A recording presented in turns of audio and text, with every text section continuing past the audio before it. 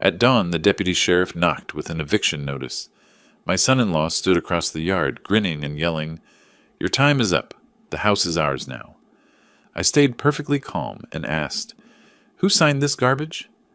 The deputy scanned the page, froze, and his mouth fell open in shock.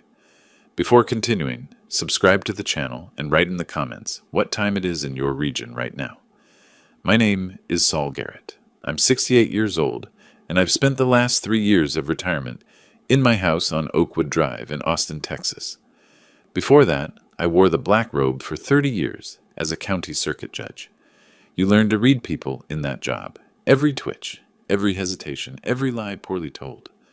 I thought I'd seen it all. Turns out I hadn't seen anything yet. My daughter Tara used to be different. I remember her at 7, running to me after school with drawings she'd made, insisting I hang them in my office at the courthouse. She'd sit on my lap while I reviewed case files, asking endless questions about justice and fairness. "Daddy, how do you know who's telling the truth?" she'd ask. I'd tell her the truth reveals itself if you pay attention to the details. Everything changed when she married Kevin Morgan 3 years ago. At first, I tried to be diplomatic about it. Kevin had charm, the surface kind that works on people who don't look too closely. He talked big about business ventures and investment opportunities, always wearing expensive watches and driving cars he clearly couldn't afford. Tara seemed happy, though, so I kept my observations to myself. That was my first mistake. The second mistake was trusting my daughter when she started visiting more frequently 6 months ago. She'd drop by with papers, asking me to sign tax documents or estate planning updates. I'm a judge, was a judge, and I should have read every word. But she was my daughter, my only child. So I'd glance at the headers, see official-looking letterhead, and sign where she pointed. Kevin would hover nearby, always checking his phone, always asking casual questions about my savings, my retirement accounts, the house's value. I noticed things, of course. The way Tara's eyes would flicker toward Kevin before she answered any of my questions. How she'd shifted from calling me Dad to the more distant father. The expensive handbag she carried that cost more than most people's mortgage payments. But I'm 68, not senile, and I've sentenced enough con artists to recognize the pattern. I just never thought I'd see it in my own living room. The morning it all came apart started like any other Tuesday. I was in my garage workshop, sanding down a Victorian-era writing desk I'd been restoring for months, when I heard a car pull into my driveway. Then came the knock, official, measured, the kind law enforcement learns at the academy. I opened the door to find a deputy sheriff standing on my porch, looking uncomfortable in the early June heat. He was young, maybe mid-30s, with the rigid posture of someone who takes his job seriously. "Sir, I'm Deputy Marcus Wade. I'm here to serve you with an eviction notice." For a moment, I just stared at him. Then I saw them, Kevin and Tara, standing beside their car across the street. Kevin had his phone out, recording. When he saw me looking, he grinned and shouted loud enough for the whole neighborhood to hear. "Your time's up, old man. The house is ours now." Tara stood beside him, saying nothing. She wouldn't even look at me. I turned back to Deputy Wade, keeping my voice level. "May I see the documents, please?" He handed me a manila folder, his expression apologetic. "Sir, I'm just doing my job." "I understand, Deputy." I opened the folder and felt everything inside me go cold. It was a quitclaim deed, supposedly signed by me, transferring full ownership of 2,847 Oakwood Drive to Tara Garrett Morgan. Dated April 15th. Notarized. Everything looked official. Everything except 3 things that screamed fraud to anyone who knew what to look for. First, the seal. It was positioned at a 15-degree angle. I'd been signing legal documents for 3 decades, and I never, not once, placed my seal anywhere but perpendicular to my signature line. Second, the signature itself. Close, but not quite right. The loop on my G was too wide, and I always crossed my T's with a slight upward flourish. This didn't have it. Third, the seal was my old one. I'd updated my official seal 18 months ago after moving my home office. This was the design I'd stopped using in late 2023. I looked up at Deputy Wade, really looked at him for the first time. His face was familiar in that way young faces sometimes are when you've been in public service long enough. Then it clicked. Marcus Wade, I said slowly. You interned at the courthouse. Judge Patterson's office, summer of 2017. His eyes widened. Judge Garrett? Sir, I didn't realize. You attended my retirement ceremony 8 years later, I continued, my mind already 3 steps ahead. You gave a very gracious speech about how my mentorship program helped you decide to pursue law enforcement instead of law school. The blood drained from his face as he understood what he'd just walked into. Across the street, Kevin had stopped recording, sensing something was wrong. Deputy Wade, I need you to wait here for just 1 moment. Don't go anywhere. I walked back into my house, my hands steady despite the rage building in my chest. In my office, my real office, the one I've maintained since retirement, I kept copies of every important document related to this property.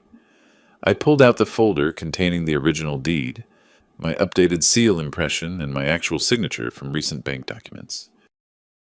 When I returned to the porch, Marcus was still standing there, but now he looked like a man who'd realized he was about to be part of something much bigger than a routine eviction. I handed him my folder. Compare these documents, Deputy. Pay special attention to the seal placement and signature formation. I spent 30 years examining fraudulent documents in my courtroom. This, I tapped the eviction notice, is amateur work. Marcus studied both sets of documents. I watched his jaw tighten as he saw what I'd seen immediately.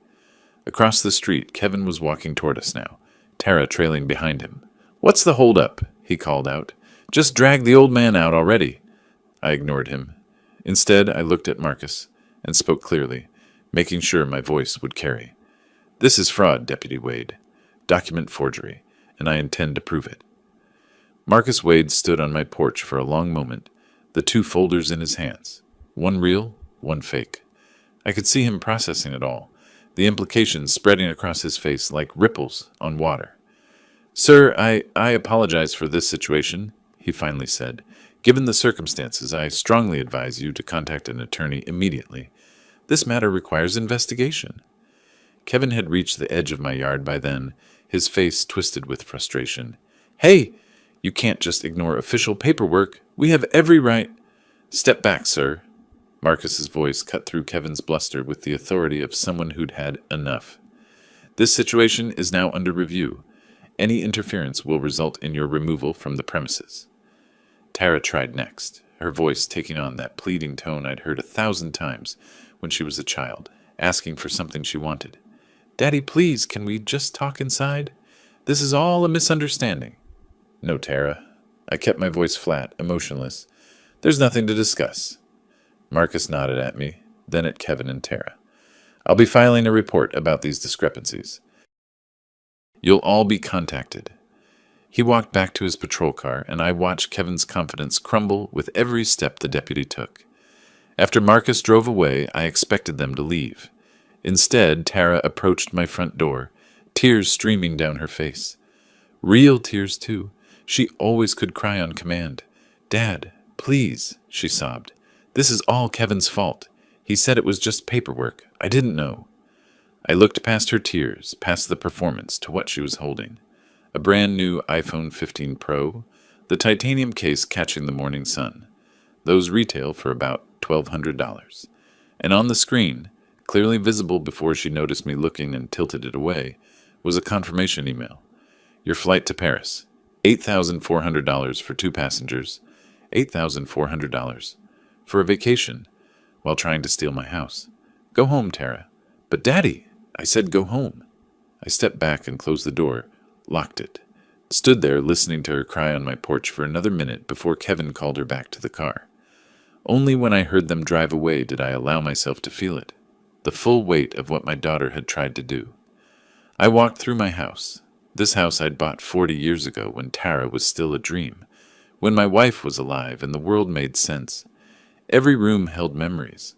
The kitchen where we'd baked birthday cakes, the living room where Tara learned to walk, stumbling between the couch and coffee table while we cheered her on, the backyard where I'd pushed her on the swing set until my arms ached. When had it changed? I forced myself to think back, to really examine the past 6 months. Tara's first visit after the long silence had been in January. She'd shown up on a Sunday afternoon with apology cookies from that bakery downtown, the expensive one. "I'm sorry we haven't been around more, Dad," she'd said, settling onto the couch like old times. "Kevin's been so busy with his startup, and I've been helping him, and time just got away from us." I'd been so happy to see her that I hadn't questioned it, hadn't wondered why, after 2 years of barely speaking to me, she'd suddenly remembered I existed. The second visit came a week later. "Dad, I was thinking about your estate planning. You've got everything organized, right? Just want to make sure you're protected." She'd had papers with her that time, forms about power of attorney, trust documents, beneficiary updates. I'd glanced at the headers. They looked legitimate, and signed where she indicated. The third visit, Kevin had come along. He'd wandered through my house with the casual entitlement of someone evaluating property. "This place has got to be worth, what, 800 grand? Maybe 9? He'd asked. "Prime Austin real estate. You ever think about downsizing, Saul? All this space for one person seems wasteful." I'd laughed it off then, made a joke about them prying my house keys from my cold, dead hands. Kevin had laughed too, but his eyes hadn't. Now I understood. Every visit, every document, every casual question, they'd been building toward this. The forged deed was just the final piece. I pulled out my phone and scrolled to a name I hadn't called in years. Robert Elliott, a fellow judge who'd retired the same year I did. He answered on the third ring. "Saul Garrett, to what do I owe this rare pleasure?" "Robert, I need a recommendation. Best real estate attorney in Austin. Someone who handles fraud cases." There was a pause. "What kind of fraud are we talking about?" "The kind involving forged property deeds and family members who think a retired judge won't notice amateur hour." Another pause, longer this time. "Gerald Castillo. He's expensive, but he's worth every penny. Handles this kind of thing regularly. I'll text you his number." "Thanks, Robert." "Saul, whatever's happening, be careful." "Family cases get messy?" I hung up and looked at my house again. My house. The one I'd paid off 15 years ago through careful planning and living below my means. The one where I'd raised my daughter, taught her right from wrong, showed her what integrity looked like, and she'd tried to steal it. I felt something shift inside me then, a cold clarity I recognized from my years on the bench, the transformation from victim to strategist. I'd spent 3 decades watching people try to game the system, manipulate the law, exploit loopholes. I'd seen every trick, every scheme, every desperate play. They wanted to play legal games with a judge who'd spent 30 years dealing with fraud cases? I almost smiled. "All right then," I said quietly to my empty living room, to the house that was still mine, to the future I was about to reclaim. "Let's see how this plays out." The next morning I had my first appointment with Gerald Castillo. His office occupied the 5th floor of a glass building on Congress Avenue, the kind of place that charged by the square foot. The receptionist offered coffee while I waited, which I accepted. Professional courtesy, even when your world is burning down. Gerald himself was younger than I expected, maybe 52, with the kind of calm competence that comes from handling difficult cases without drama. We shook hands, and he gestured me to a leather chair across from his desk. "Judge Garrett, Robert Elliott spoke highly of you." "Just Saul now," I said. "Haven't worn the robe in 3 years." "Once a judge, always a judge in my book." He opened the folder I'd sent ahead. "I've reviewed the documents you scanned over. This is quitclaim deed fraud, clear as day. Walk me through what happened." I laid out the timeline methodically, a habit from years of examining testimony. The visits from Tara, Kevin's questions. The morning Deputy Wade appeared at my door. When I described spotting the forged seal angle and outdated design, Gerald leaned forward. "You caught that immediately?" "I signed thousands of documents over 30 years. You develop a sense for these things." He smiled, the kind of smile lawyers give when they realize they're working with someone who understands the game. "This makes my job considerably easier. The deed is dated April 15th, allegedly notarized by Lisa Patterson. Have you contacted her?" "Not yet. Thought I'd wait for professional guidance." "Smart. Let's visit her together this afternoon. If the notarization is legitimate, we have one problem. If it's forged, or if the document was switched, we have a criminal case." 3 hours later, we sat in Lisa Patterson's modest office on San Jacinto Boulevard. She was a woman in her early 50s who'd been notarizing documents in Travis County for 20 years. She knew me by reputation, though we'd never worked together directly. When Gerald showed her the quitclaim deed, she put on reading glasses and studied it carefully. "That's my seal," she said slowly. "Or rather, it looks like my seal. But—" She turned to her computer, pulling up her digital records. "April 15th. Yes, I notarized a document that day for Tara Morgan, but it was a power of attorney, not a quitclaim deed." The silence in that office felt heavy. "You're certain?" Gerald asked. "Absolutely. I log every document. Look, here's my entry. Power of attorney for medical decisions. Standard form. She said it was in case her father had a health emergency and needed someone to make decisions." Lisa's face had gone pale. "Someone used my seal on a different document? Or switched the documents after you notarized one of them?" Gerald said. "Either way, this is forgery." We left with a sworn statement from Lisa and copies of her records.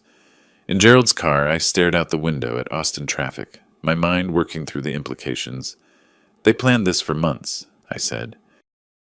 "Every visit, every paper she asked me to sign, they were setting up the infrastructure." "Most fraud happens over time," Gerald agreed.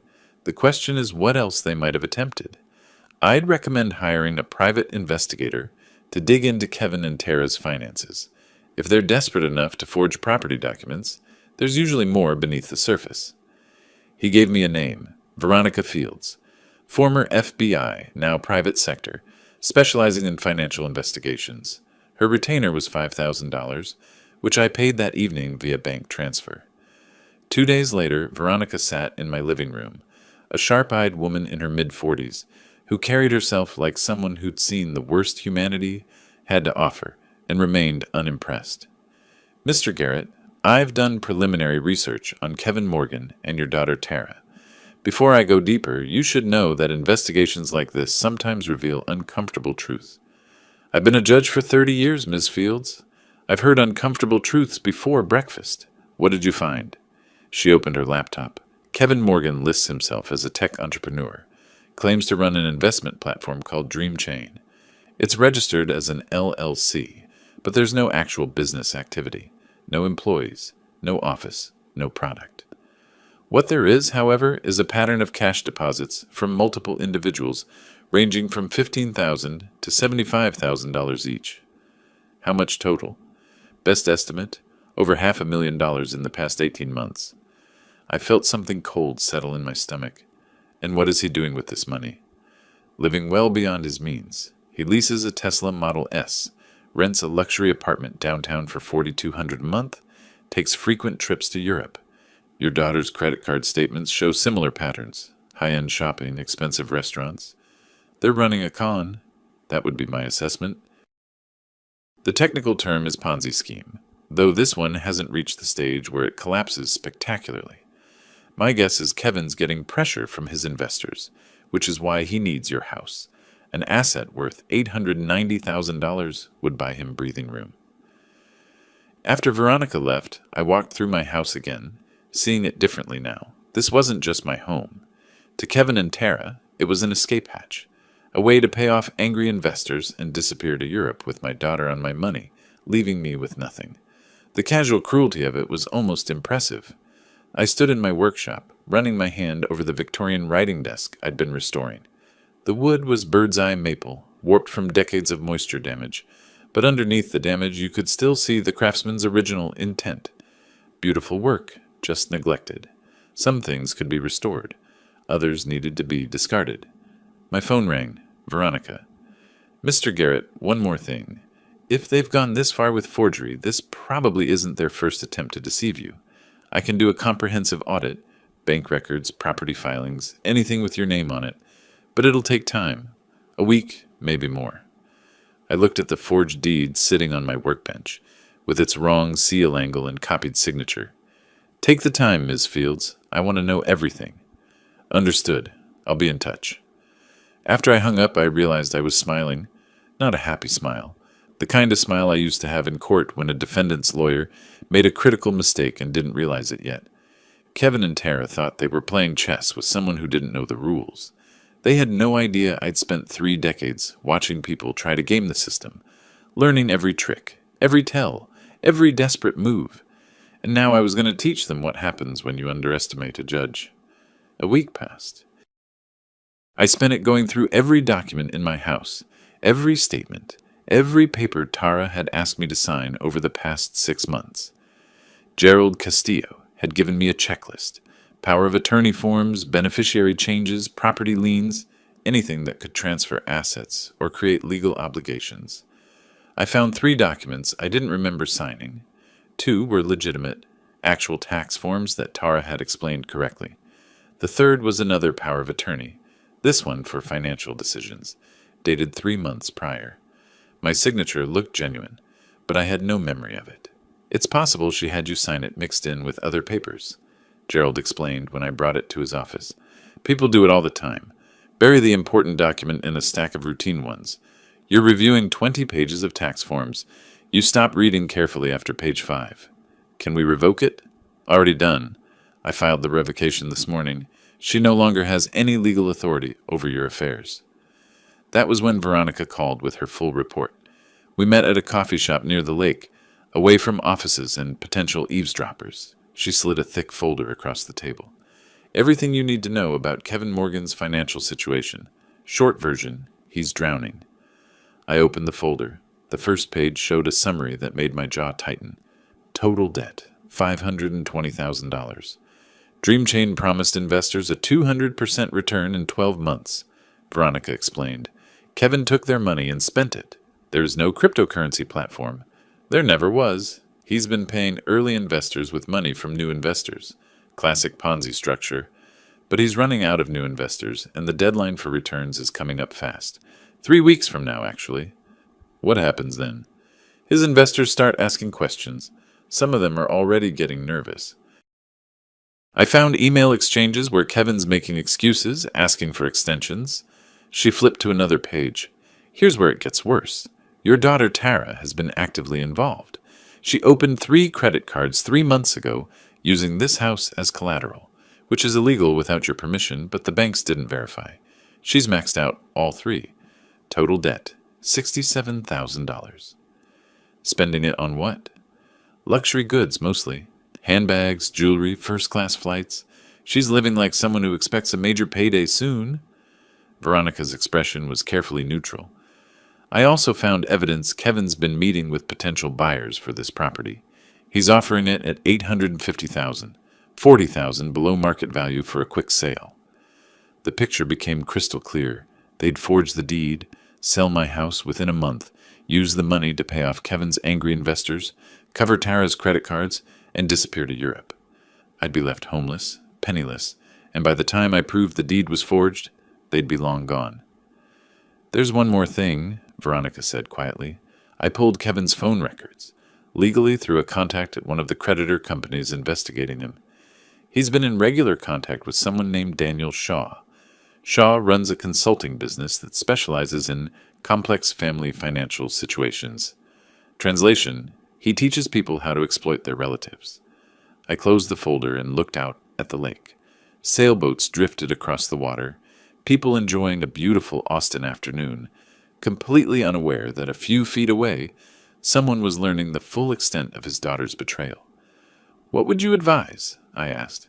Legally, you have enough for a civil case. Fraud, forgery, financial exploitation. Gerald can get the deed invalidated and probably win damages. Criminally, that's harder. You'd need the DA's office to pursue charges, and family cases get complicated. What if it's not just about getting my house back? Veronica studied me. Then you're talking about something bigger, making sure they can't do this to someone else, making sure there are consequences. Exactly, she leaned back. In that case, you need a different strategy, one that addresses both the fraud against you and Kevin's broader con. But that takes time and coordination. When I got home, Gerald was waiting on my porch. We'd scheduled a meeting to discuss next steps.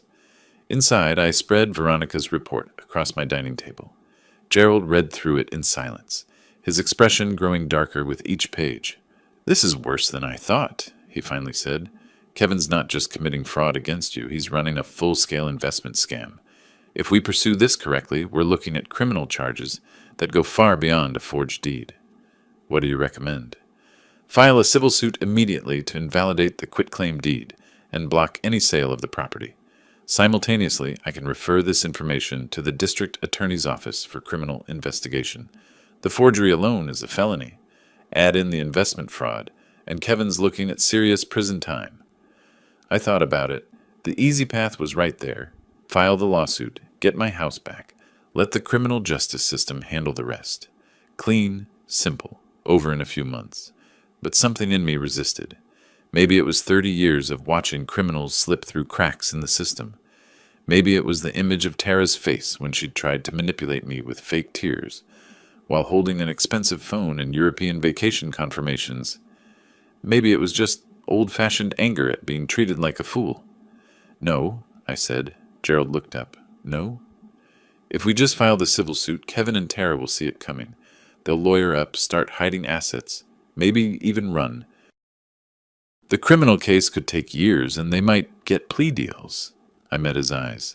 I want them to face full consequences, not just for what they did to me, but for every investor Kevin defrauded. I want this airtight. That's a more complex approach. It requires coordination, patience, perfect timing. I've got plenty of patience. And as for timing, I smiled slightly. I spent 30 years managing court schedules. I think I can handle this. We spent the next 2 hours planning. Step 1. File the civil lawsuit to establish the legal record and prevent property sale. Step 2.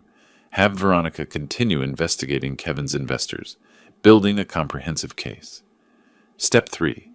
Wait for Kevin to make mistakes, which desperate people always do. After Gerald left, I sat in my workshop again, this time actually working on the Victorian desk, sanding away decades of damage, revealing the beautiful wood underneath. It was meditative work, the kind that lets your mind wander productively. I thought about Kevin and Tara, so certain they'd outsmarted an old man. They'd seen my age, my retirement, my trust in family, and thought it made me weak. They forgot I'd spent 30 years in a courtroom. 30 years watching people lie, scheme, and manipulate. 30 years learning how the legal system works, where its power lies, how to use it properly. I set down the sandpaper and picked up the forged deed one more time, studying Kevin's amateur attempt at my signature, and that's when I understood exactly how to repay them, not with anger or revenge, but with the one thing I'd dedicated my career to, justice. Gerald and I spent the next 3 days crafting a strategy that would have made Sun Tzu proud. 3 stages, each one designed to tighten the noose, while giving Kevin and Tara just enough rope to hang themselves. Stage 1. File a civil lawsuit to invalidate the quitclaim deed and block any sale of the property. This would be our opening move, loud, public, and impossible to ignore. Stage 2. Gather comprehensive evidence of Kevin's financial crimes for the district attorney. Document every dollar, every lie, every investor he'd defrauded. Build a case so airtight that plea bargains would be off the table. Stage 3. Request a property lien to prevent any attempted sale while the case proceeded. This would cut off Kevin's escape route completely. The key, Gerald explained, spreading documents across his conference table, is timing. We file everything simultaneously so they can't react fast enough to hide assets or flee. When do we start? I can have the paperwork ready by the end of the week. The question is whether you're certain about this path. Once we file, there's no turning back. This becomes public record.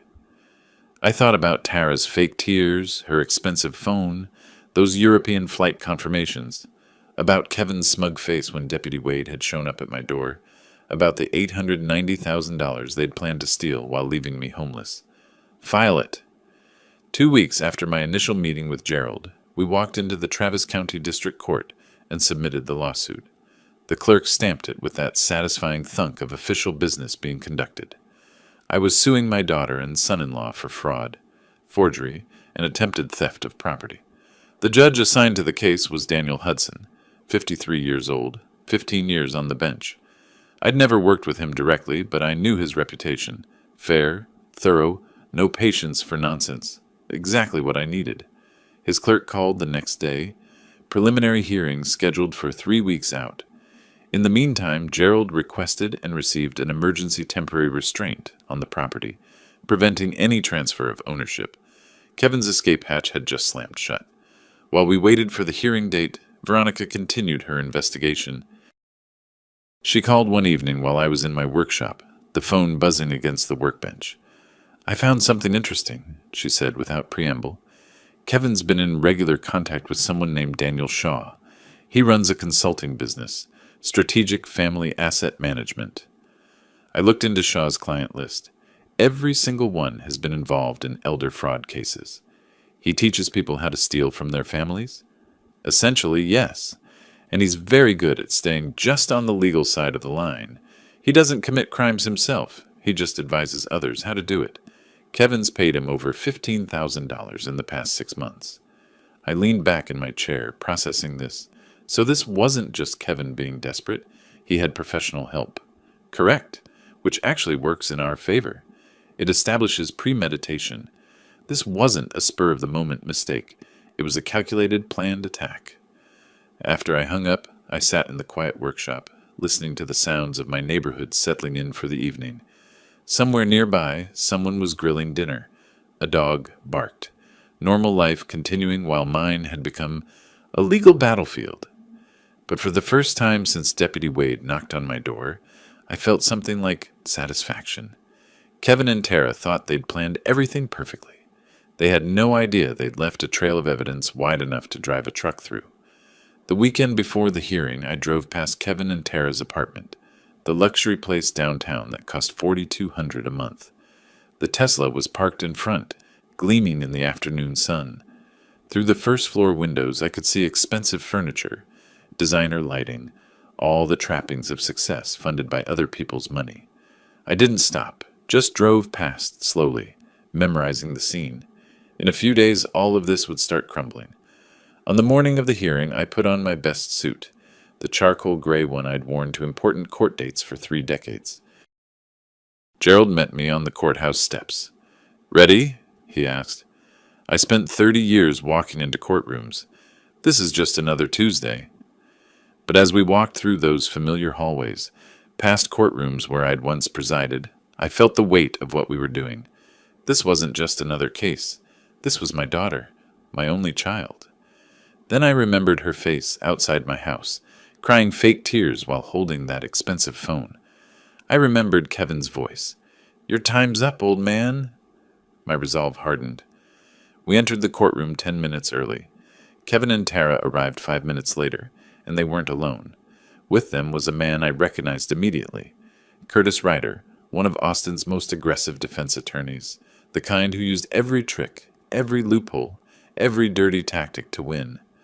Ryder spotted me and smiled, the predatory kind that never reaches the eyes. He walked over, his expensive Italian shoes clicking on the courtroom floor.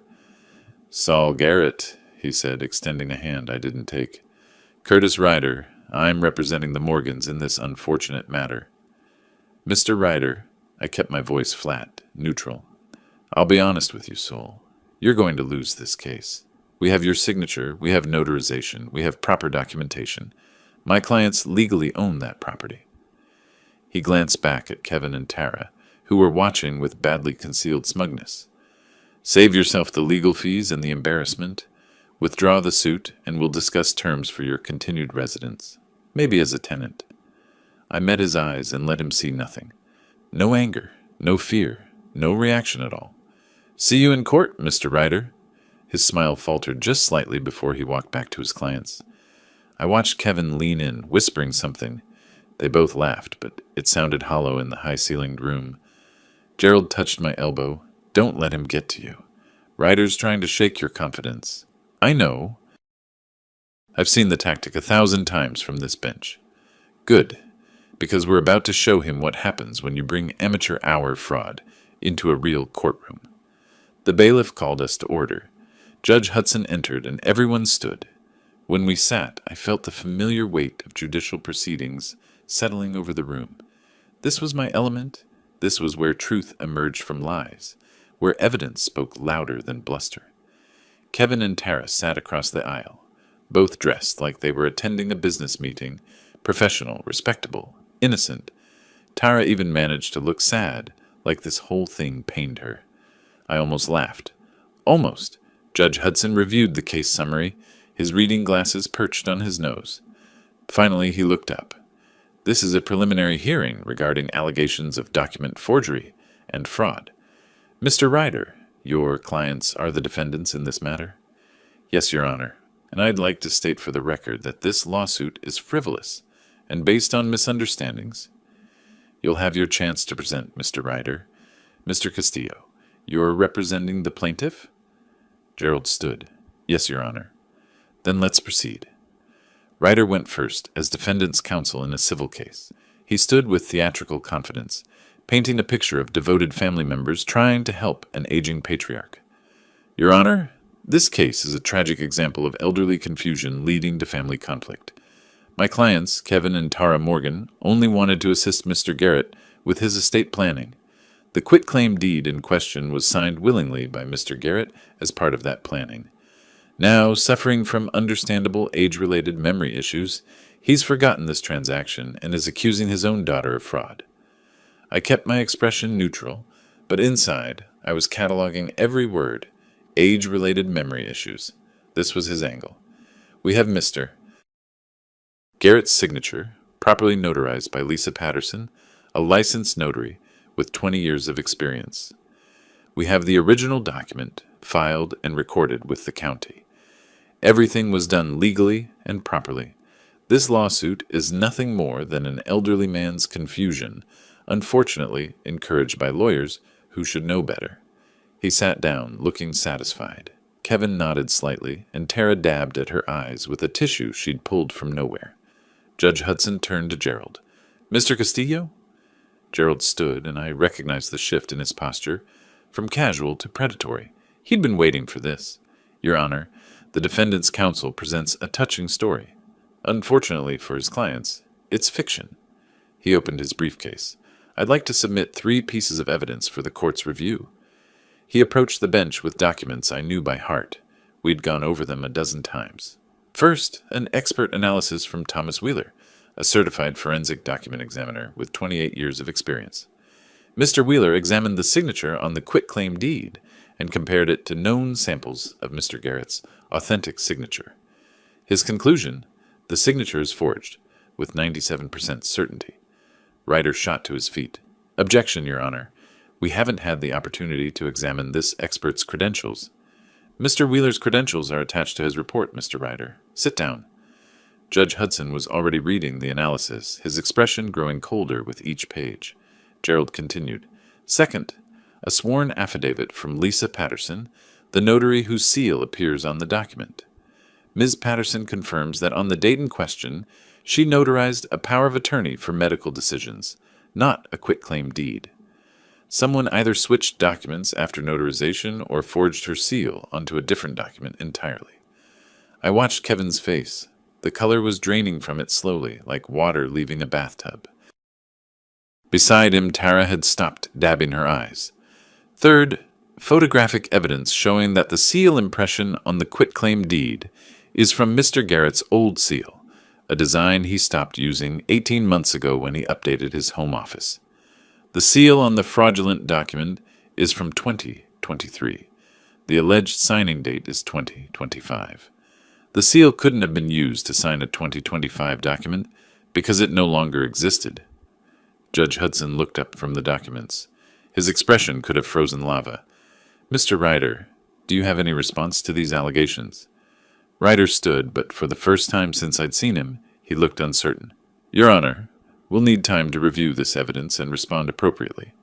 I'm sure you will, but right now I'm looking at evidence of what appears to be document forgery and fraud. Mr. Castillo, what is your client requesting? Gerald didn't hesitate. A temporary restraining order preventing any sale or transfer of the property at 2847 Oakwood Drive, pending full investigation. Additionally, we request that this matter be referred to the District Attorney's Office for criminal investigation. Granted on both counts. Hudson's gavel came down with a crack that echoed through the courtroom. This property is frozen pending resolution of this case. Main hearing is scheduled for 5 weeks from today. Mr. Ryder, I strongly suggest you review your client's position. If this evidence holds up, they're looking at criminal charges. This preliminary hearing is adjourned. The courtroom erupted in murmurs. Kevin had gone from pale to white as paper. Tara was gripping his arm, her knuckles bloodless.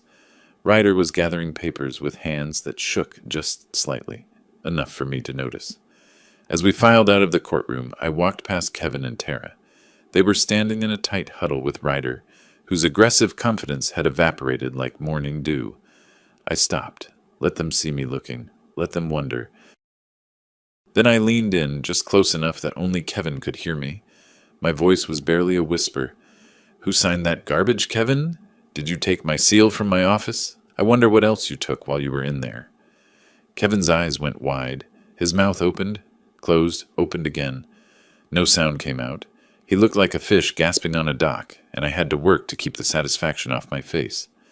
Because in that moment, Kevin realized something. I might know more than he thought. Every document he'd touched, every paper Tara had asked me to sign, every time he'd wandered through my house asking questions, I might have records of all of it. He had no idea what I actually knew, and that uncertainty would eat at him. Tara grabbed his arm. "Kevin? What did he say? Kevin?" But Kevin couldn't answer. He just stared at me as I walked away, Gerald at my side. Outside the courthouse, in the bright Austin sunshine, Gerald allowed himself a small smile. "That went well. It's just the opening move. True? But did you see Ryder's face when I presented the seal evidence? I thought he was going to choke." I did smile then. Years of aggressive tactics, and he walked right into basic forensic evidence. He underestimated us. They all did? That's going to cost them everything. As we walked to the parking lot, I thought about Kevin's face. The shock, the fear, the dawning realization that his perfect plan was collapsing. It was the most satisfying thing I'd seen in weeks, but it wasn't enough. Not yet. The day after the preliminary hearing, Veronica called with an update that would change everything. "I've traced Kevin's debt back to its source," she said. "It's worse than we thought." We met at her office downtown, a modest space with file cabinets lining every wall. She spread documents across her desk. Bank statements, transfer records, email printouts, investment contracts. Kevin Morgan has been running a Ponzi scheme for the past 18 months. He calls it Dream Chain, supposedly a revolutionary cryptocurrency investment platform that would double investors' money in 12 months. I picked up one of the contracts. The promises were absurd, guaranteed 200% returns, backed by proprietary blockchain technology and AI-driven trading algorithms. Standard con artist vocabulary designed to impress people who didn't understand the technology. How much did he collect?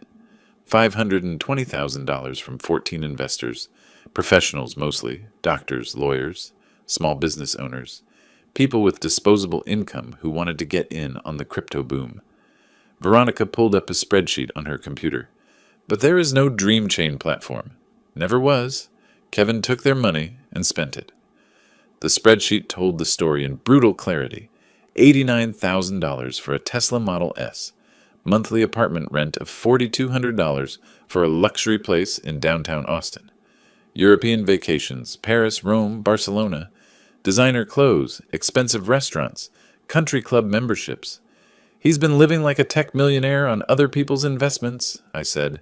"Classic Ponzi structure. He paid early investors small returns using money from new investors, which kept them happy and generated positive word of mouth. But he couldn't sustain it. The deadline for the full returns was early last month, and now investors are asking questions."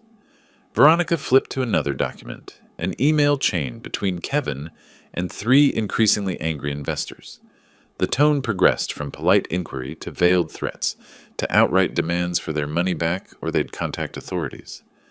"This is why he needed your house so desperately," Veronica continued. $890,000 would have covered his debts with room to spare. He could have paid off the investors, disappeared to Europe with Tara, started over somewhere else. I sat back, processing the full scope of what Kevin and my daughter had attempted. This wasn't just fraud against me. It was a criminal enterprise that had victimized 14 people, destroying their trust and stealing their savings. "Can we use this?" I asked. Veronica smiled.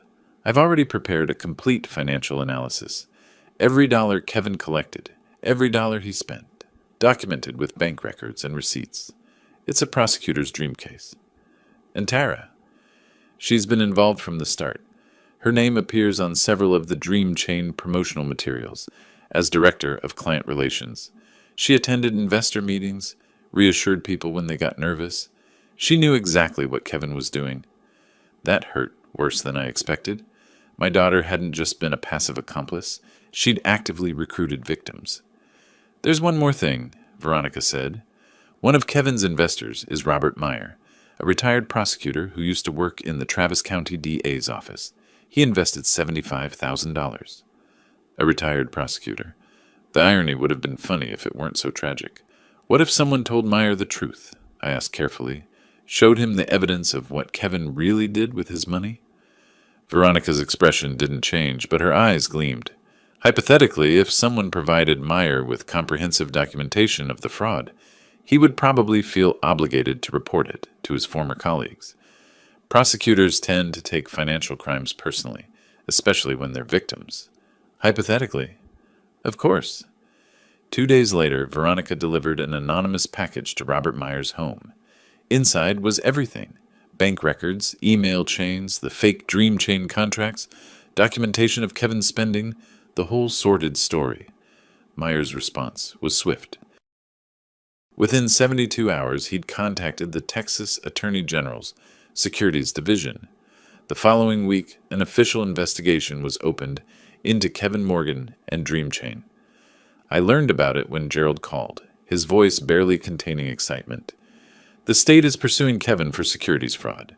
This is separate from our civil case. It's a criminal investigation. If they find what I think they'll find, Kevin's looking at serious prison time. How serious? Securities fraud in Texas, with amounts over $500,000? We're talking years, not months. That evening I was in my workshop when my phone rang. Tara's name appeared on the screen. I almost didn't answer, but curiosity won out. "Hello, Tara." "Dad!" Her voice was high, panicked, all the previous fake sweetness stripped away by genuine terror. "We need help. These men came to our apartment today, agents from some securities commission. They had questions about Kevin's business. They wanted to see records. They kept asking about investors." "I see." "Dad, please. They're talking about criminal charges. Kevin could go to prison. You're a judge. You know these people. You can help us?" I looked at the Victorian desk on my workbench, half restored, beautiful wood emerging from decades of neglect. "Tara, I haven't been a judge for 3 years. I have no influence with the Attorney General's office. But you must know someone. Please, Dad, I'm begging you." "Do you remember last February?" I interrupted. "You came over on a Sunday. Brought those expensive cookies from the bakery downtown. You said you were sorry we hadn't been spending time together." Silence on the other end. "I was so happy to see you." My daughter, finally coming back into my life. I'd have given you anything that day. You know what you asked for instead? You asked me to sign estate planning documents. Papers that would give you control of my house. Dad, that's not... The last 6 months, every visit, every conversation, you were building towards stealing my home. You brought Kevin into my house, let him wander through my office, probably showed him where I kept my documents and my seal. All of it was preparation for this. Her breathing was ragged now, crying real tears for possibly the first time since childhood. And now you want my help? Now that Kevin's scheme is collapsing, and you're both facing consequences? "We're your family," she sobbed. "No, Tara. Family doesn't try to leave each other homeless. Family doesn't forge documents and lie and manipulate. You made your choice when you decided my house was worth more than our relationship. Please. I understand now why you visited so often these past months. You were looking for documents for Kevin, helping him plan how to steal from me." I paused, let the words settle. "I'm sorry, Tara. I'm sorry I couldn't be the father you needed, but I won't help you avoid the consequences of what you've done." I ended the call. My hands were shaking. Not from anger, but from something else. Grief, maybe, for the daughter I thought I had, who'd never really existed. The phone rang again immediately. I let it go to voicemail. And again, and again. Finally, I turned it off and went back to work on the desk, sanding away the damage, finding the beauty underneath. 5 days later, Curtis Ryder filed a countersuit, That was brazenly desperate. Gerald called me the moment he received the notification. You need to see this. Riders claiming you psychologically manipulated Tara for years, forced her to care for you through guilt, and that the quitclaim deed was her way of claiming compensation for unpaid caregiver work. That's absurd. Completely. But it's also clever. They're trying to flip the narrative, make you the abuser and themselves the victims. They're claiming $120,000 in damages for emotional distress and uncompensated labor. The lawsuit was a masterpiece of fiction. According to Ryder's filing, I was a controlling, manipulative father who'd forced Tara to visit regularly, demanded she help with household tasks, and used emotional blackmail to keep her trapped in a caregiver role she never wanted. They're also producing witnesses, Gerald continued, his tone darkening. 2 of your neighbors, Daniel and Patricia Morrison, they're prepared to testify that they witnessed you being verbally harsh with Tara, that she often seemed distressed after visiting you. I thought about the Morrisons, a couple in their 50s who lived 3 houses down. I'd met them twice, maybe 3 times in passing. Friendly enough, but hardly close. Kevin got to them, I said, almost certainly. They were probably dream chain investors he's desperate to keep quiet. A little pressure, a few promises. Testify for me and I'll make sure you get your money back. Standard witness, tampering but hard to prove. Can this actually work? Gerald was quiet for a moment. In most cases, no. But judges sometimes have blind spots around elder abuse. There's a tendency to view older people as potentially controlling or difficult. If Ryder can create enough doubt, paint you as an overbearing father, he might convince Judge Hudson that there's ambiguity in the situation. What do? We fight back with facts, and we need to do it quickly. The main hearing is in 10 days. That afternoon, Gerald filed a response denying all allegations and requesting discovery of the Morrisons' financial relationship with Kevin. Simultaneously, Veronica went to work. 2 days later, she delivered exactly what we needed. Phone records, she said, spreading printouts across my dining table. Obtained legally through the court order related to the Securities Commission investigation. Kevin and Tara's cell phones for the past 3 months. She pointed to a highlighted conversation from 6 weeks prior. Kevin, once we get the house, we need to move fast. Sell it before he can fight back. Tara, what about Dad? Where does he go? Kevin, who cares? Nursing home in the Panhandle. Cheapest place we can find. He won't even know the difference in a few years. Tara, that seems harsh. Kevin, he's old, babe. This is what happens. We get our money, he gets taken care of. Everybody wins. Tara, I guess you're right. I read it 3 times, each time feeling like I was seeing a stranger. This was my daughter, the girl I'd raised, loved, supported, casually discussing dumping me in a nursing home in one of the poorest regions of Texas so she could steal my life savings. There's more, Veronica said, flipping to another page. Conversations between Kevin and Daniel Shaw, that consultant who teaches elder fraud. Shaw was coaching Kevin on exactly how to manipulate the legal system, how to forge documents, even how to make the theft look legitimate. Gerald reviewed everything with the careful attention of a prosecutor preparing for trial. This destroys their countersuit completely. They're not victims. They're calculating criminals who planned this for months. File it with the court? Immediately. But there's something else we should consider. Gerald leaned forward. The Attorney General's office is building their securities fraud case against Kevin. This evidence would strengthen their case significantly. With your permission, I'd like to share these phone records with the prosecutor. I thought about the 14 people Kevin had defrauded. Doctors, lawyers, small business owners who'd trusted him with their savings. Robert Meyer, the retired prosecutor, who'd invested $75,000. They deserve justice, too. Do it.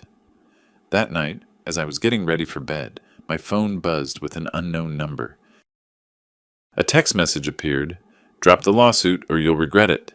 We know where you live. I stared at the message for a long moment. It was clumsy, desperate, the kind of threat someone makes when they're out of options. Kevin or Tara, or maybe someone they'd convinced to help them. I forwarded the message to Gerald and Veronica, then called the non-emergency police line to report it. The officer who took my statement was professional and thorough, creating a paper trail that would become evidence if anything happened. Then I double-checked my door locks, turned on the exterior security lights I'd installed 30 years ago, and went to bed. They were desperate now, backed into a corner with no way out. The preliminary hearing had shown them their forgery case was doomed. The Securities Commission investigation threatened Kevin with prison. My refusal to help Tara had eliminated their last hope of escaping consequences.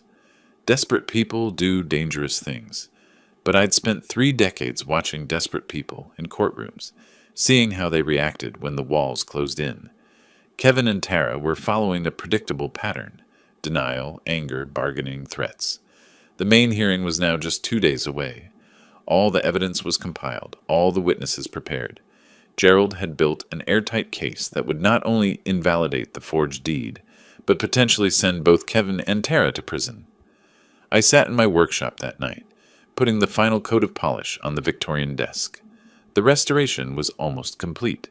What had been damaged and neglected was now beautiful again. Some things could be restored, some things couldn't. I thought about my daughter and felt a weight I couldn't quite name. Not anger anymore, not even disappointment. Just a profound sadness for what we'd both lost. Her to greed, me to the realization that the person I thought I knew had never really existed. But the sadness didn't paralyze me. If anything, it clarified my resolve. Justice wasn't about revenge or satisfaction. It was about ensuring that actions had consequences, that the legal system worked the way it was designed to work. In 2 days, everyone would see exactly how well it could work when you had truth on your side. The morning of the main hearing arrived with the kind of clarity that makes everything feel sharper, more real. I dressed in my best suit again, tied my tie the way I'd done 1,000 times before court appearances, and looked at myself in the mirror, 68 years old, retired judge, fighting his own daughter in court. But I didn't feel old. I felt ready. Gerald picked me up at 8, his briefcase packed with everything we'd need: documents, expert testimonies, phone records, financial statements, the complete story of Kevin and Tara's attempt to steal my life. "Courtroom's going to be packed," he said as we drove. "The Dream Chain investigation has made this case somewhat notorious. Local reporters will be there." "Good. Let them see how the legal system handles fraud." The Travis County Courthouse was exactly as I remembered: high ceilings, marble floors, the weight of justice hanging in the air. We walked through security, past familiar hallways where I'd once presided over similar cases, never imagining I'd be the plaintiff in one. The courtroom was indeed packed. I recognized several faces, some of Kevin's Dream Chain investors, drawn by the connection between the cases. The Morrisons sat near the back, the neighbors Kevin had convinced to testify against me, both looking uncomfortable now that they understood the full scope of what they'd been drawn into. Kevin and Tara sat at the defendant's table with Curtis Ryder. Kevin's expensive suit couldn't hide how thin he'd gotten, the stress etched into his face. Tara wouldn't look at me, her eyes fixed on the table in front of her. Judge Hudson entered, and we all stood. When he gavelled the session to order, the room fell silent with an intensity I'd rarely experienced. "This is the main hearing in Garrett versus Morgan," Hudson began. "We're here to determine the validity of a quitclaim deed and address countersuit allegations. Mr. Ryder, you may present your case." Ryder stood, and I had to admire his audacity. Despite the preliminary hearing's disaster, despite the mounting criminal investigation, he came out swinging. "Your Honor, my clients are victims of a tragic family misunderstanding. Kevin and Tara Morgan tried to help an elderly father navigate complex estate planning. In return, they've been subjected to harassment, false accusations, and now this baseless lawsuit." He produced photographs, Tara and me at her wedding, at her college graduation, at various family events over the years. In each one, we looked happy together, a loving father and daughter. "These are not the images of an abusive relationship," Ryder continued. "These are evidence of a family bond that Mr. Garrett is now attempting to weaponize against his own daughter." It was a clever move, trying to appeal to emotion over evidence. But I'd seen this tactic before. Present the relationship people want to believe in, hope it overshadows the facts. The Morrisons testified briefly, offering vague statements about seeing Tara upset after visits, about me seeming stern in passing interactions. Their testimony was weak, reluctant, and Gerald's cross-examination exposed that Kevin had helped them with investment advice just weeks before. Then it was Gerald's turn. He didn't start with emotion, he started with mathematics. Your Honor, I'd like to submit Exhibit A, a forensic document analysis conducted by Thomas Wheeler, certified examiner with 28 years of experience. Gerald projected the report onto the courtroom screen. Mr. Wheeler's analysis conclusively demonstrates that the signature on the quitclaim deed was forged. The pressure points, the pen strokes, the letter formations, all inconsistent with Mr. Garrett's authentic signature. Probability of forgery, 97%. The report filled the screen, showing side-by-side comparisons. Even to untrained eyes, the differences were obvious. Exhibit B, sworn testimony from Lisa Patterson, the notary whose seal appears on the document. Ms. Patterson's records show she notarized a power of attorney on the date in question, not a quitclaim deed. Someone substituted documents after notarization or forged her seal entirely. Gerald methodically built the case, brick by brick. The outdated seal design, the timeline inconsistencies, Kevin's $500,000 in debt from his fake investment scheme, the meetings with potential home buyers while the property was supposedly still mine, Tara's illegal use of my address as collateral for credit cards. Then came the phone records. Exhibit H, legally obtained recordings of conversations between the defendants. Gerald's voice was calm, almost clinical. I'll play an excerpt from a call made 6 weeks ago.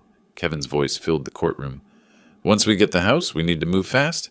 Sell it before he can fight back. Tara, what about Dad? Where does he go? Kevin, who cares? Nursing home in the Panhandle. Cheapest place we can find.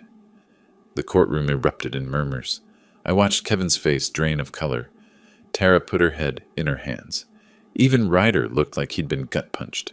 These are not confused children trying to help an aging parent, Gerald said quietly. These are criminals who planned, for months, to defraud Mr. Garrett of his home and his dignity. They forged documents. They manipulated notaries.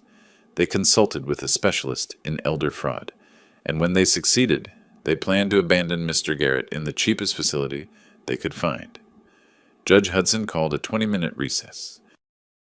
I watched Kevin and Tara huddle with Ryder, saw the panic in their whispered conversation, the way Ryder kept shaking his head. When Hudson returned, his expression was granite. I've reviewed all evidence presented. The forensic analysis is conclusive. The notary testimony is definitive. The phone records are damning. He looked at Kevin and Tara with the kind of cold assessment I'd once delivered from the bench myself.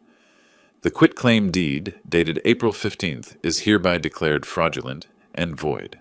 All property rights to 2,847 Oakwood Drive remain with Mr. Sol Garrett. He paused, and the silence was absolute. Furthermore, the evidence presented here demonstrates clear criminal activity, document forgery, fraud, conspiracy to commit elder abuse. I'm referring all materials to the Travis County District Attorney's Office for immediate criminal prosecution. Countersuit dismissed with prejudice. His gavel came down with finality. As people stood to leave, I remained seated, letting the moment wash over me. Gerald was shaking hands with colleagues, accepting quiet congratulations. Across the aisle, Ryder was gathering papers with hands that trembled slightly. Kevin and Tara stood, and I finally looked at them directly. Kevin's confident swagger was gone entirely.